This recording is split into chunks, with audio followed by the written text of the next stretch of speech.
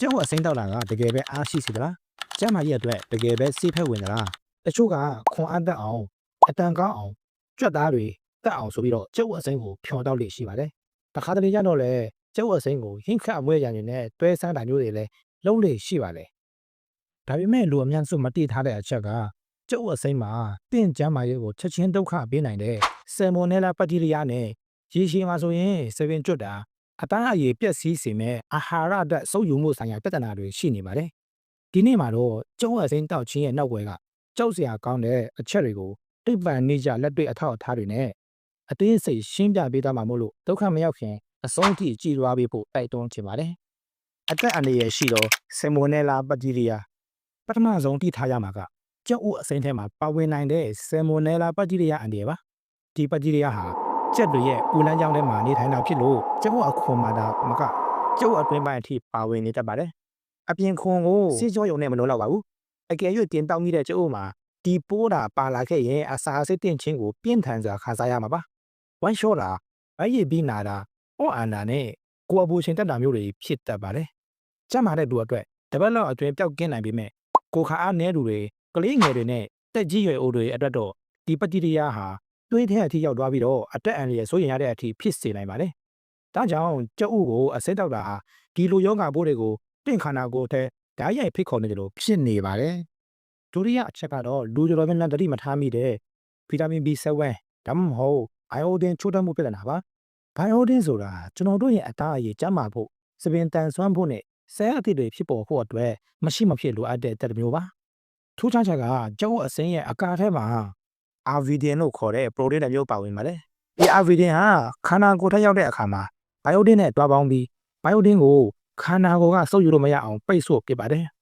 ပြင်ကကျုပ်အစိမ်းကိုနေ့စဉ်ရေရှည်တောက်မယ်ဆိုရင်တင်းရဲ့ခန္ဓာကိုယ်ထဲမှာဘိုင်အိုဒင်တက်တွေလိုအပ်တဲ့အထက်ကျုံနေလာပြီးတော့စပင်အစမတန်ကျွတ်တာအရည်ပြားတွေခြောက်တွေ့အဖက်ကွာတာပူခါအားကျဆင်းတာတွေကိုခံစားရပါလိမ့်မယ်ကျုပ်ကိုချက်ပြုတ်လိုက်မှတာအပူရှင်ကြောင့်အဲ့ဒီအာဗီဒင်တက်ကပျက်စီးသွားပြီးတော့ဘိုင်အိုဒင်ကိုခန္ဓာကိုယ်ကကောင်းကောင်းဆုပ်ယူနိုင်မှာဖြစ်ပါလေကျုပ်ကိုအစိမ့်တောက်မှပရိုတင်းအပြည့်ရမယ်လို့ခင်ကြပါတယ်ဒါပေမဲ့ဒါဟာမာရွန်းတဲ့အယူအဆဖြစ်ပါတယ်လက်တွေ့တင်လာမှုတွေအရချက်ပြုတ်ထားတဲ့ကျုပ်ကပရိုတင်းကိုခန္ဓာကိုယ်က90%ကျော်ပြည့်ပြည့်ဝဝဆုပ်ယူနိုင်ပေမဲ့ကျုပ်အစိမ့်ကပရိုတင်းကိုတော့90%ခန့်တာဆုပ်ယူနိုင်ပါလေဘာကြောင့်လဲဆိုတော့ချက်ပြုတ်လိုက်တဲ့အခါမှာကျုပ်ထဲကပရိုတင်းဖွဲ့စည်းပုံတွေကခန္ဓာကိုယ်ထဲမှာအစာကျဉ်ညက်ဖို့ပိုလွယ်ကူတဲ့ပုံစံပြောင်းသွားလို့ဖြစ်ပါတယ်ဒါကြောင့်ကြွက်သားတက်ချင်လို့ကျုပ်အစိမ်းတောက်နေတာဟာတကယ်တမ်းမှာတော့အာဟာရကိုဖြုံးတိနေတယ်လို့ဖြစ်နေပါတယ်ချက်စားတာကမှပရိုတင်းကိုပိုရစေတာပါဒါအပြင်ကျုပ်အစိမ်းမှာပါတဲ့မြင့်မားတဲ့ကိုလက်စထရောနဲ့ဘက်တီးရီးယားတွေကိုဖယ်ရှားဖို့အတွက်ဆိုရင်တင်းရဲ့အတင်းနဲ့ကြောက်ကပိုပြီးအလုပ်လုပ်ရပါတယ်အထူးသဖြင့်ယောဂအခန့်ရှိသူတွေအတဲအားနေသူတွေအနေနဲ့ကျုပ်အစိမ်းကိုရှောင်ကြည်တင်ပါလေချက်ပြုတ်ခြင်းဟာဘက်တီးရီးယားတွေကိုတေးစေုံတင်မကဘဲနဲ့အစာအိမ်ကနေခြေဖြတ်ရလွယ်ကူအောင်ကူညီပေးတာကြောင့်တင့်ခန္ဓာကိုယ်ရဲ့လှုပ်ဆောင်ချက်တွေကိုအထောက်အကူပြုပါတယ်ဒါဆိုရင်ချင်းမရွှေတို့ရေကျုပ်ကိုအစိမ်းမစားဘဲနဲ့တေးချချက်ပြုတ်စားရင်ဘယ်လိုကောင်းကျိုးတွေရနိုင်မလဲဆိုတာကိုစက်ကြည့်လိုက်ရအောင်နံပါတ်1တစ်ချက်ပရိုတင်းတက်ကိုအပြည့်အဝဆုပ်ယူနိုင်မယ်ရှေ့မှာပြောခဲ့တယ်လို့ပဲကျုပ်ကိုအပူပေးပြီးချက်ပြုတ်လိုက်တဲ့အခါမှာပရိုတင်းရဲ့ဒီဆောက်ပုံတွေကခန္ဓာကိုယ်ထဲမှာအလွယ်တကူခြေဖြတ်နိုင်တဲ့ပုံစံပြောင်းသွားပါတယ်အစင်းစားရင်90%ပဲရနိုင်ပေမဲ့အကျက်စားရင်တော့90%ကျော်အထိပရိုတင်းတက်ကိုရရှိမှာဖြစ်လို့ကြွက်သားဒီဆောက်သူတွေအတွက်ဟိုထိရောက်ပါတယ်နံပါတ်2ဘက်တီးရီးယားအန်တီယမ်မှကင်းဝေးနိုင်ခြင်းအပူချိန်80ဒီဂရီစင်တီဂရိတ်အထက်မှာတေချာချက်ပြုတ်လိုက်ရင်ကျုပ်ထဲမှာပါဝင်နိုင်တဲ့ဆယ်မိုနယ်လာလိုမျိုးပြင်းထန်တဲ့အစာစစ်တင်မှုကိုဖြစ်စေတဲ့ဘက်တီးရီးယားတွေကိုအကုန်တေစေပါတယ်ဒါကြောင့်အကျက်စားတာကတစ်အစာအိမ်နဲ့ဦးလန်းကြောင်းတွေအတွက်အန်တီယမ်အကင်းဆုံးဖြစ်ပါတယ်နံပါတ်3ဘိုင်အိုဒင်ကိုအကျိုးရှိရရှိစေခြင်းကျုပ်အကားထဲမှာအာဗီဒင်ပရိုတင်းဟာအပူနဲ့တွေ့ရင်ပျက်စီးသွားပါတယ်ဒါကြောင့်ကျုပ်အကျက်စားတဲ့အခါဘိုင်အိုဒင်တက်ကိုပိတ်ဆို့မဲ့လို့မရှိတော့ပဲတင်းရဲ့စပင်အသားအရည်နဲ့အာယုံကြောစနစ်အတွက်လိုအပ်တဲ့ဗီတာမင်တွေကိုခန္ဓာကိုယ်ကကောင်းကောင်းစုပ်ယူနိုင်တော့ပါတယ်နံပါတ်4ချက်က အုံနောက်နဲ့မှတ်ဉဏ်ကိုအထောက်အကူပြုခြင်းကျုပ်အနည်းထဲမှာခိုးလင်းလို့ခေါ်တဲ့အာဟာရဓာတ်တစ်မျိုးကျွဲဝစွာပါဝင်ပါတယ်ချက်ပြုတ်ထားတဲ့ကျုပ်ကိုစားသုံးခြင်းကအုံနောက်ရဲ့မှတ်ဉဏ်စွမ်းရည်ကိုမြင့်တင်ပေးပြီးတော့အယ်ဆိုင်မဖြစ်အောင်ကာကွယ်ပေးနိုင်တဲ့အပြင်စိတ်ဖြည့်ဆည်းမှုကိုလည်းလျှော့ချပေးပါတယ်နံပါတ်5မျက်စိချမ်းမာရေးကိုကာကွယ်ပေးနိုင်ခြင်းကျုပ်ထဲမှာပါတဲ့ လူထင်းနဲ့ရှီဆန်းချင်းဆိုတဲ့တက်တိုးဆက်ကျပစ္စည်းတွေကအပူပေးချက်ပြုတ်ပြီးတဲ့နောက်မှာလဲဆက်ရှိနေပါတယ်ဒါတွေကိုစားလုံးချင်းကအသက်ကြီးလာတဲ့အခါဖြစ်တတ်တဲ့မျက်စိအတွင်းတွေယောဂါနဲ့အမြင်အာရုံချွတ်ယွင်းမှုတွေကိုကာကွယ်ပေးပါတယ်နံပါတ်6အယိုးနဲ့တွားများကိုတန်ဆွမ်းစေခြင်းကျုပ်ဟာတဘာဝအတိုင်းဗီတာမင် D ပါဝင်တဲ့အစားအစာနဲ့ငယ်ခဲကတစ်ခုဖြစ်ပါတယ်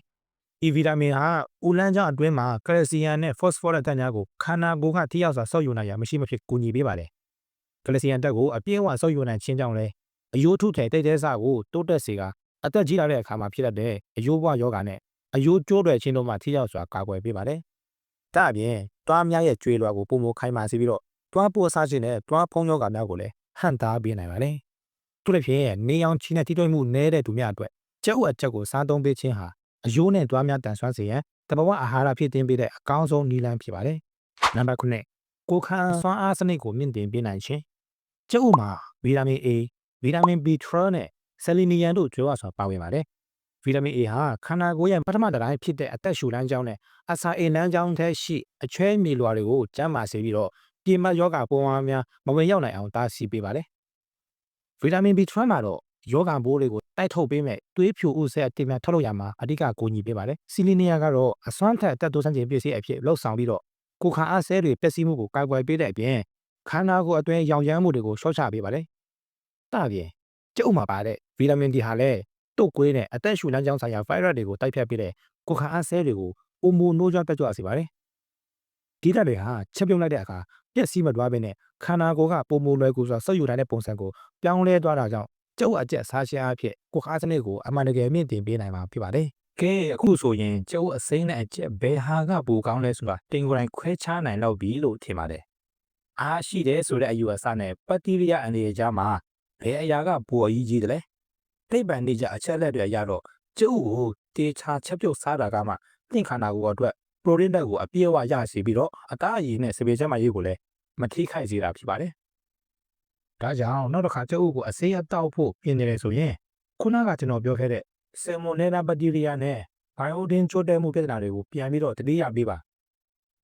အခုဗီဒီယိုကိုကြည့်နေတဲ့တငယ်ချင်းတို့ထဲမှာရောအရင်ကကျုပ်အစိမ်းတောက်ပွဲလိုတွေရှိလား